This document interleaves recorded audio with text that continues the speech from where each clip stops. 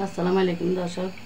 তো আসলে রমজানের ঈদ গেছে, ছেলে মেয়ে তো ছুটিও পায় নাই, বাসায়ও থাকে নাই, সেই জন্য আসলে নিজের হাতে কিছু খাওয়াইতেও পারি না।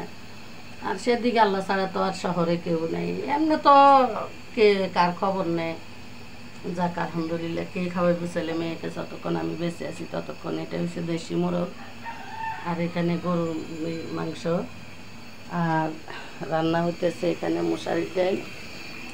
আর আমাদের ফাতেমা বেগমে কুটাকাটা করতেছে এখানে মাছ, চিংড়ি মাছ। ও মানে হে শর্মা, এই জন্য আমি তাকে আসলে ভিডিওতে আনি না। তো দর্শক, মশারির ডাল আসলে রান্না করি, তেল দিয়ে ফেলছি। রান্না হবে মশারির ডাল, চিংড়ি মাছ টমেটো দিয়ে ঝোল ঝোল করে, শিং মাছ টমেটো করে ঝোল ঝোল করে, আর পোলাও রান্না হবে। দেখতে থাকুন দর্শক, দেখতে দেখতে বলবেন না।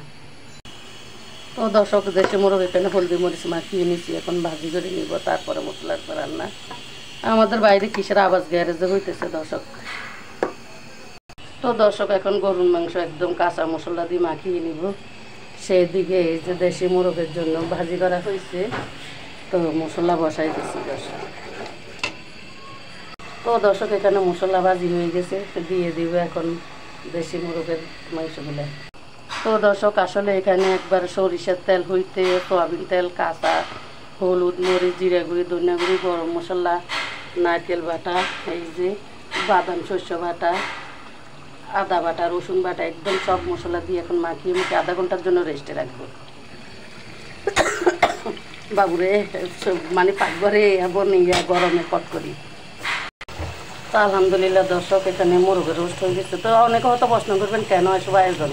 আমি সবসময় করি, এখন ঈদের আয়োজন আমার ছেলে মেয়েদের জন্য। কে খাওয়াইবে আল্লাহ ছাড়া, আমি ছাড়া। নানার বাড়ি থাকিও নাই, যায় নাই, যাইতে পারে না। দাদা দাদি তো নাই, এ দুনিয়ার কেউ নেই। তো আমি ছাড়া আমার ছেলে মেয়ের কে আছে, সেই জন্য আমার এই আয়োজন। আমি যতক্ষণ বেঁচে আছি আমার ছেলে মেয়েকে আমি ততক্ষণ আয়োজন করি, খাওয়াইবো আল্লাহ যতক্ষণ আমার নাকে আঁকা দম দেখছে। এইটা আর কি দর্শক, হয়ে গেছে। ধন্যবাদ, দিন আমায় ফেলবো। তো দর্শক, এই যে চিংড়ি মাছ এখানে বাজে নিতেছি, আর মশলা এখানে বসাই দিচ্ছি।